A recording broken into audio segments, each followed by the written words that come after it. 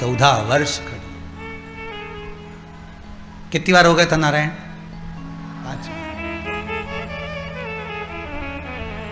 फिर पंखा झेलती झेलती बोली, तो तुम गए कहां थे ऐसे? पंखा झेलती झेलती, गए कहां थे? कहां गए कहां थे ये तो बताओ। वन में गया था मृगा करने के लिए। तो फिर वो पक्षी कहां था? पक्षी नहीं, तोता था। कहां था? पेड़ पे बैठा था। तो इतनी ऊपर से तुम नीचे सुन लिए, तो इतनी चिल्ला चिल्ला के नारायण नारायण नारायण बोल रहा, तो सुनू नहीं? कितना हो गया? 8। अब पत्नी इतनी खुश हो रही राम। अच्छा, जो कभी भजन नहीं गुनगुनाए, जिसके मुंह पे कभी गुनगुनाने का काम ही नहीं, कभी नहीं गुनगुनाए, और वो एक आध दिन एकांत में बैठा बैठा गुनगुनाए,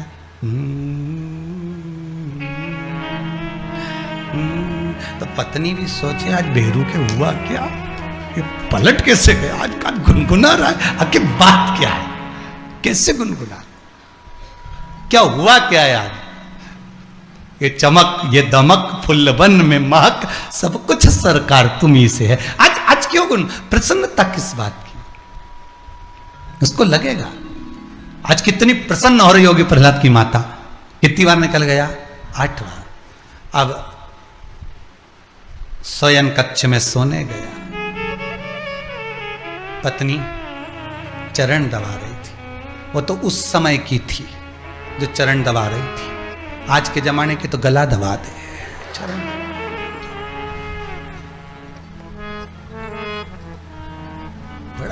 ये कभी कभी होता है। एक बार हैदराबाद में शमशेरगंज गौशाला में कथा थी, तो वहां कथा करने गए थे। हो गए लगभग 8-10 साल के करीब में, 10 से भी ऊपर हो गया होगा।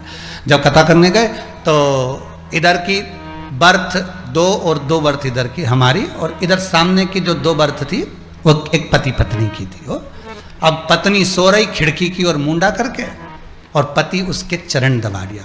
हमने मन में सोचा इसने पूरी विष्णु पुराण पलट दी। बताओ, अभी तक नारायण सोते थे लक्ष्मी चरण दबाती थी, और ये यहां तो ये सो रही ने चरण भेरू। अब बेचारा ना हंस सकता ना रो सकता, तो केवल स्माइल भी ऐसा दे रहा। अब हम बर्थ पे बैठे थे, अब हमने उसको इशारे में कहा तूने नाक कटा दी, चरण दबा रहा है। वो इशारे में एक हाथ से बोला क्या करूं,